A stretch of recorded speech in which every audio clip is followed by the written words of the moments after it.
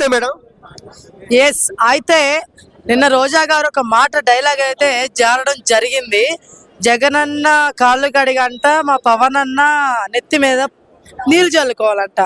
Madam రోజా గారు, మీరు 100 సార్లు మా పవన్ అన్న కాళ్ళు కడిగి నెత్తి మీద చల్లుకున్న సరే మీరు చేసిన పాపాలకి ఎప్పుడు పుణ్యం రాదు. అంత దరిద్రం మీరు. అర్థమవుతుందా? నోటుకు వచ్చినట్టు వాగద్దు. దట్టు పవన్ అన్న మీద రోడ్ ఎక్కేస్తారు. ఎప్పుడు రాంటే పవన్ అన్న ఎంటర్ అవ్వకూడదు, రోడ్ ఎక్కేస్తుంది. ప్రజల కోసం ఎప్పుడైనా రోడ్ ఎక్కావా మీరు? ఎక్కారా మీరు? ఎప్పుడైనా రోడ్ ఎక్కారా మీరు? రోజా గారు మిమ్మల్ని ఎక్కారా? ఎక్కరు. పవన్ అన్న ఇంటర్ఫీర్ అవ్వకూడదు, రోడ్ ఎక్కేస్తుంది. పవన్ అన్న ఇంటర్ఫీర్ అవ్వకూడదు, కొండ ఎక్కేస్తుంది. పవన్ అన్న ఇంకేడెక్కుదా అర్థం కావట్లే నాకు.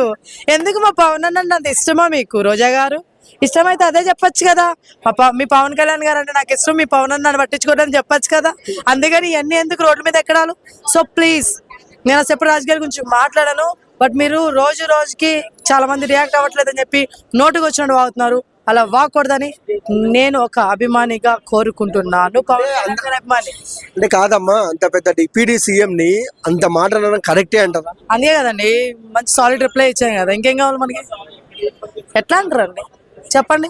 పోనీ ఆయన కామ్గా కూర్చొని చేతులు కట్టుకొని కూర్చొని డబ్బులను సంపాదించుకుని కూర్చున్నారా అండి? ఆయనకు వచ్చే జీతం కూడా అండి, డిప్యూటీ సీఎం గా ఒక జీతం ఆయనకి ఏదైతే వస్తుందో అది కూడా ప్రజలకే పెడుతుంటే అలాంటి మనిషిని ఎలా అండి నిందిస్తారు వీళ్ళు? అలాంటి మనిషిని ఎలా అండి ఇలా నోటుకొచ్చినట్టు మాట్లాడతారు వీళ్ళు? నీళ్ళు చల్లుకోవాలా? ఎందుకు చల్లుకోవాలి? ముందు ఏం చల్లుకోమనండి.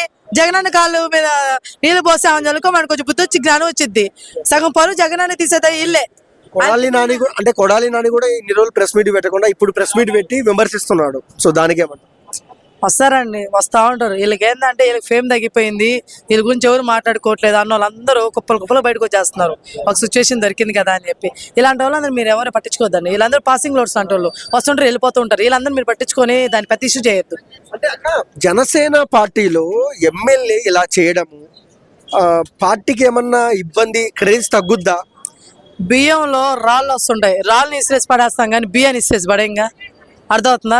సో తను కూడా ఒక రాయి, బియ్యంలో రాయిలాగే జనసేన పార్టీలో తను ఒక రాయి. సో ఆ రాయిని ఇసిరేస్తామే తప్ప అంతేగాని జనసేన పార్టీని మొత్తాన్ని తప్పుపట్టం.